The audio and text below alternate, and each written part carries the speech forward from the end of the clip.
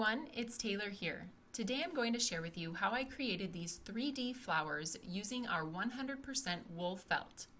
I'll be starting with the Words of Faith stamp set, the sentiment in the top right.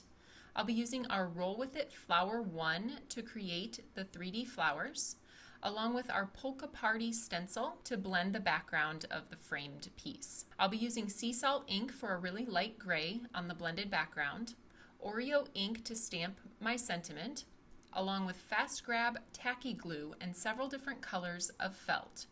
I'm using strawberry, papaya, butter, honeydew, blue jeans, and split pea. So let's get started by die cutting the Roll With It flower from each of these 6 colors.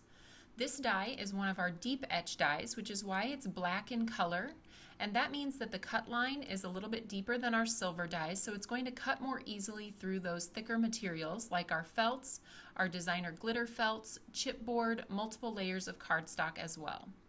I have those 6 colors all trimmed, and now it's time to put them together.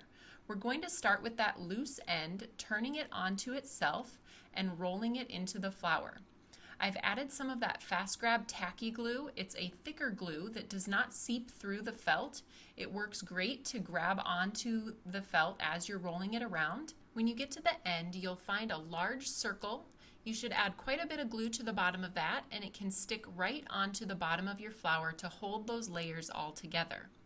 I'm going to be adding one of the largest drip drops to the center of each of these flowers, again using the fast grab tacky glue and putting that in the middle. Once you get the hang of it, these flowers really come together quite quickly. If you don't want to use liquid glue, you can also use a hot glue gun to put these together. Just be very careful not to burn your fingertips. I'm going to add those drip drops to the center of each of the remaining flowers using my die pick just to push them down into the middle and make sure they're perfectly centered in the middle of the flower. Now that all 6 of my flowers are finished, I can begin the stenciling portion of the background. I cut a piece of sugar cube cardstock at 5x7 to fit inside the shadow box, and I'm going to blend that with very light gray, our sea salt ink, and the gray blender brush. I chose a pattern that could be easily repeated since my cardstock is larger than the 6x6 stencil, so I'm just lining up those polka dots that were blended to continue the pattern down the full page. I'm using a sentiment from the Words of Faith stamp set and centering that on my 5x7 panel.